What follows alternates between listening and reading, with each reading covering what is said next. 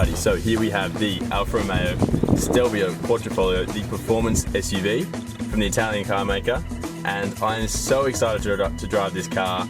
I drove the Giulia about this time last year and absolutely loved it. It's probably my favourite car of 2018, so let's have a look around. Yeah, very slick, very sporty. You can see the carbon inlays there, these gorgeous aluminium paddle shifters, huge, mounted to the steering column, which I absolutely love. Have a go at these seats here, proper bucket racing seats there, and not a bad view out there either. Alrighty, let's give this bad boy a crack. No sunroof in this one, which I kind of don't like. For 150 grand for a car, I kind of wanted a sunroof, but that's alright. I won't judge the whole car off that. It's feeling good. I like the ride height. It doesn't feel too high up. Still feels like an SUV though. Let's put the foot down. I mean, she's quick. She's really quick, and if there weren't speed bumps around here, I think I'd have a better time. But this isn't actually the first time I've driven this car. I tell a lie, drove it very briefly back in March around the Australian Grand Prix circuit down at Albert Park, but I only had like 2 or 3 laps in the car, and essentially I didn't want to bin it. I was too busy focusing on how to not put it into a wall. This is my first proper experience with this car, so I'll be really interested to see how it stacks up. Maybe the bar's set too high with the Giulia. Maybe it's not. But for 150 grand, you know, you'd expect to get a lot of car. Yeah, we'll see how she goes for the weekend. Gonna take away for the 7 days, have a bit of fun with it, and then I'll check back in when I drop her off. So until then. Holy shit. This car is absolutely incredible.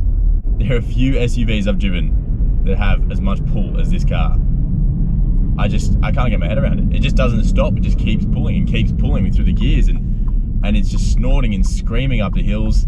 You could almost be forgiven for thinking that you're in the Giulia. Like, this car is that good. 3 things though. 3 things that I did not like. The indicators, they're a little bit too sensitive.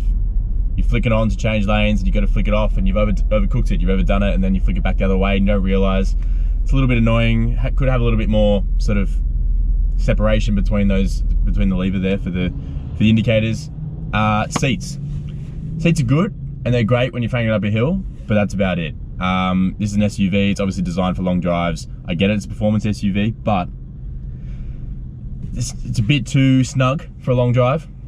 And the big one, race mode, which is awesome, turns the ESC off. So if you want the loud exhaust, you want the quick gear changes, you want all the noise and bangs and crackles and pops, you're not going to get it in a safe environment on the road, which is a bit disappointing. You can do it in a straight line, but around corners it's very sketchy, so you'd obviously just have to leave it in dynamic, which is still great and still provides you with a fair bit of sound, but you can hear that difference in the sound of the exhaust when you flick it to race mode. Other than that, this car is an absolute delight to be in, and I would probably own this car. Just like I said I would own the Giulia. It's fantastic. I don't know what else to say.